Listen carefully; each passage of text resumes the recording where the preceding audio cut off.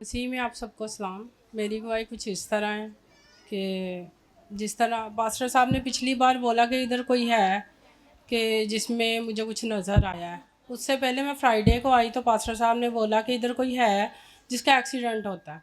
और मेरे बस मैं जाती हूँ तो मेरा एक्सीडेंट हो जाता था, ऐसे ही था।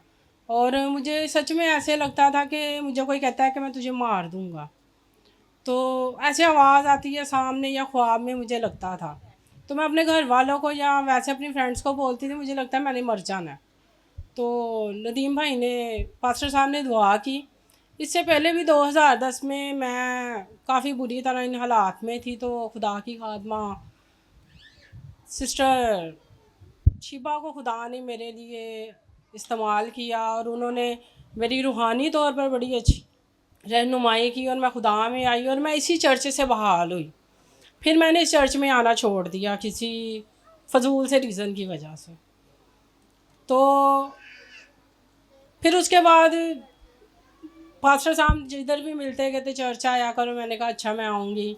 फिर जितने भी इधर थे मैं इनकी फैमिली की तरह थी, तो मुझे सब ने बोला। लेकिन लास्ट टाइम भाभी मिली मुझे, तो उन्होंने बोला कि तू चर्च आया कर, मुझे लगता है किसी ने कुछ किया है, तो तू ठीक नहीं है।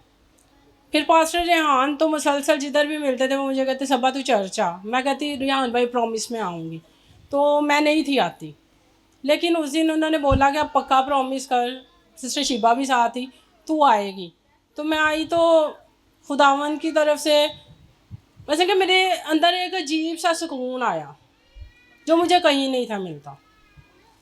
और मैं जब बैठती थी ना, ऐसे घर में मैं बैठी हूँ तो मेरे कपड़ों पे ना ऐसे ब्लड लगता था, जैसे कि मेरी शर्ट पे ब्लड लग जाता था। मैं जूतियाँ पहनती थी उसमें से कील निकल आते थे, जूती टूट जाती थी उसमें से कोई तवीज़ निकल आता है। इस तरह मैं कहती, मेरे घर वाले कहते तू वहम कर जाती है, तू ऐसे है। हालांकि मेरी कबर्ड में कपड़े पड़े होते हैं, उन पे ब्लड लग जाता है। तो मैं फ्राइडे को आई तो पास्टर साहब ने बोला कि एक्सीडेंट का, तो मेरे एक्सीडेंट का अक्सर ही अभी तक होते थे। फिर इन्होंने बोला आज के बाद नहीं होंगे। फिर इन्होंने संडे को भी बोला मुझे, तो मैं कहती थी अच्छा मैं अगली बार गवाही दूंगी, अगली बार गवाही दूंगी। अभी भी मैंने यही बोला, लेकिन पास्टर साहब ने बोला कि नहीं, जब आप एक गवाही दोगे तो आपकी ज़िंदगी में और गवाहियाँ आएंगी।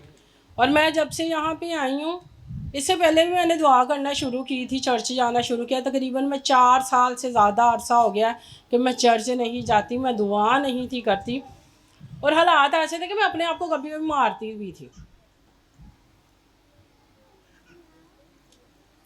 लेकिन मैं यहाँ पे आई हूँ, और भी चर्च में जाती थी, तो खुदा ने मेरी सोच को, मेरी ज़िंदगी को बदला। अब मैं बाइबल स्टडी पे भी जाती हूँ, मैं इधर चर्च भी आती हूँ।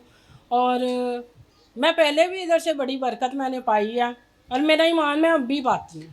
अच्छा, देखो आपने तो नहीं मुझे बताया, मैं तो प्रोफेसी दे रहा था कि कोई है जिसके एक्सीडेंट होता है, आप सामने हो तो मैंने कहा आज के बाद नहीं होगा। उसके बाद अच्छा अक्सर हो जाता था। संडे को आप आए हो तो मुझे नहीं पता क्या आप हो। मैंने कहा कि किसी को ऐसे कि ऐसे मैंने देखा है कि दियो है। शायद अगर आप में से कोई संडे में आया होगा, सुना होगा।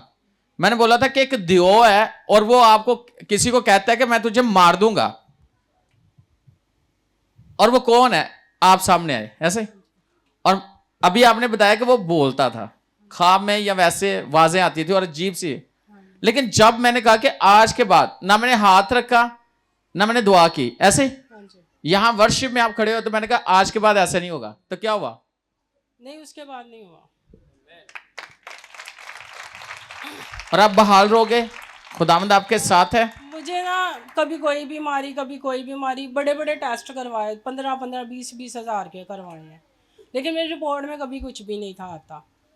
लेकिन मैं चर्च आई हूँ तो पास्टर जी ने दुआ की, तो एक अजीब सा सुकून है। अभी कुछ हुआ है या नहीं हुआ, लेकिन मेरे अंदर सुकून है। वो आ गया है। तो लिखा है कि वो सारा जलाल इत्मीनान का सर चश्मा तुम्हारी जिंदगी में सुकूनत करेगा। मसीह में आप सबको सलाम।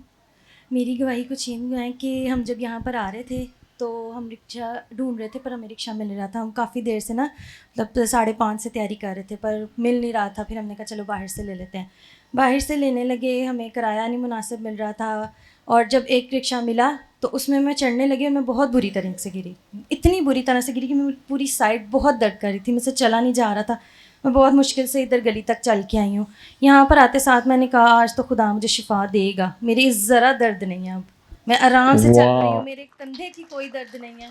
अबलीस ने पूरी कोशिश की कि ये बच्ची चर्च में ना आए, लेकिन इसने इरादा कर लिया था आना है, और जब आ गई है दर्द भी खत्म, तब बरकत भी मिल गई। और दूसरी गवाही ये हुए हैं कि ईस्टर डेज़ में हमारे घर पे कुछ भी नहीं था, ना ईस्टर के कपड़े बनाने के लिए था, ना इवन खाने के लिए भी हमारी बहुत मुश्किल थी। मामा कहती थी कि नहीं हम इस दफ़ा ईस्टर पे ना कुछ नहीं बनाएंगे, मतलब कम से कम खर्चा करेंगे। मेरा ईमान था, मैं कहती थी कोई बात नहीं आप खर्चा करो, खुदा मुहैया करेगा। शुक्र है खुदा का, कपड़े भी बने, खाना बेहतरीन बना, बाकी ईदों से ज़्यादा अच्छा खाना इस दफ़ा बना। वाह वाह, जबरदस्त। God bless you.